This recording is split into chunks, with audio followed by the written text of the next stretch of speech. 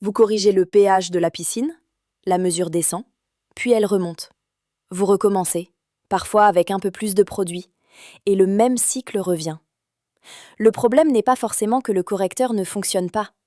Une mesure isolée ne raconte pas comment l'eau résiste ou réagit à la correction.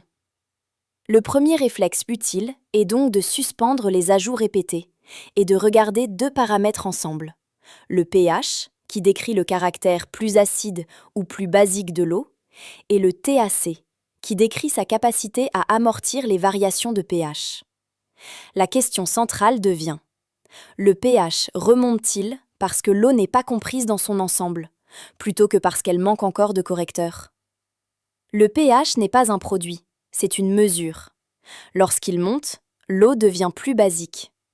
Cette évolution compte parce que le pH influence notamment l'efficacité du chlore et le comportement des matériaux. Les CDC indiquent que la capacité du chlore à tuer les germes diminue lorsque le pH augmente, particulièrement au-dessus de 8. Cela ne donne pas une dose universelle à verser. Cela explique pourquoi il faut comprendre la mesure avant d'agir. Une correction réussie n'est donc pas seulement une valeur obtenue juste après l'ajout. C'est une valeur qui reste interprétable après mélange de l'eau, selon le délai prévu par la notice et avec un test fiable. Si vous mesurez trop tôt, à un seul endroit, ou avec un réactif mal conservé, vous pouvez réagir à un chiffre qui ne représente pas encore tout le bassin. Ajouter plusieurs fois du correcteur sans noter les mesures crée un brouillard. Vous ne savez plus quel ajout a produit quel effet. Vous augmentez aussi le risque de déplacer le pH trop loin dans l'autre sens. Les autorités sanitaires recommandent de connaître les paramètres de l'eau avant un ajustement, d'utiliser un test non périmé et de suivre la notice du produit. Prenons un exemple simple. Vous mesurez, vous corrigez, puis vous testez immédiatement près du point où le produit a été ajouté. La valeur semble parfaite. Le lendemain, après circulation, elle paraît avoir remonté. Ce scénario ne prouve pas que l'eau fabrique du pH. Il peut révéler une mesure trop locale, un mélange incomplet, une correction trop rapide ou un équilibre tampon mal interprété. C'est ici que le TAC devient utile. Le TAC signifie titre alcalimétrique complet, autrement dit, l'alcalinité totale. Pour le comprendre sans jargon, imaginez un amortisseur. Il aide l'eau à résister aux changements brusques de pH. Les guides institutionnels décrivent bien ce rôle de tampon. Si le TAC est trop faible, le pH peut devenir instable et bondir plus facilement après de petites influences. S'il est élevé, l'eau peut opposer davantage de résistance à une correction. Mais le TAC n'est pas une commande automatique. Une valeur seule ne dit ni quel produit utiliser, ni quelle quantité ajouter. Elle explique pourquoi le même geste ne produit pas toujours la même stabilité. Le diagnostic devient donc plus clair. Mesurez pH et TAC dans la même séquence. Interprétez-les avec la notice de votre installation et évitez de poursuivre un seul chiffre sans regarder l'autre. Une bonne mesure commence par un prélèvement représentatif, un matériel valide et un délai cohérent après mélange.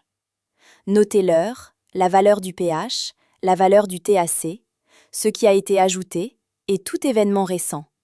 Remplissage, pluie, forte fréquentation ou changement d'entretien. Ce petit historique vaut mieux qu'une suite de corrections dont personne ne se souvient. Regardez aussi le fonctionnement du bassin. La circulation doit mélanger l'eau. Sinon, deux points du bassin peuvent raconter des histoires différentes. N'essayez pas de compenser un mauvais brassage par davantage de chimie. Et ne mélangez jamais des produits entre eux. Chaque correction suit son étiquette, séparément. Le but n'est pas de transformer la piscine en laboratoire. Il est d'éliminer les fausses pistes. Tests douteux, mesures trop rapides, eau mal mélangée, pH lu sans TAC ou succession d'ajouts impossibles à retracer. L'ordre utile est maintenant simple. D'abord, arrêtez les corrections en chaîne.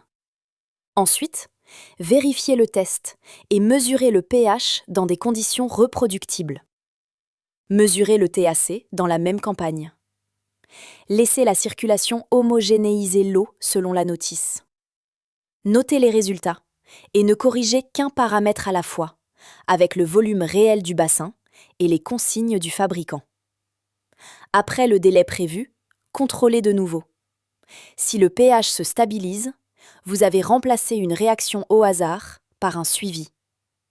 S'il remonte encore malgré des mesures fiables et une circulation correcte, conservez votre historique et demandez une analyse plus complète à un professionnel qualifié. Cette escalade est plus sûre que d'augmenter les doses à l'aveugle. Vous avez maintenant la réponse à la promesse du titre. Quand le pH remonte sans arrêt, ne corrigez pas encore avant d'avoir vérifié la mesure, le mélange de l'eau et surtout le couple pH-TAC. Le pH décrit l'état acide ou basique de l'eau. Le TAC joue le rôle d'amortisseur. Les lire ensemble expliquent pourquoi une correction peut sembler efficace, puis devenir instable. Retenez ce plan. Mesurez proprement, notez, vérifiez le TAC, laissez circuler, corrigez un seul paramètre selon la notice, puis contrôlez de nouveau. Le bon diagnostic ne cherche pas à faire descendre un chiffre le plus vite possible. Il cherche à comprendre pourquoi ce chiffre ne tient pas.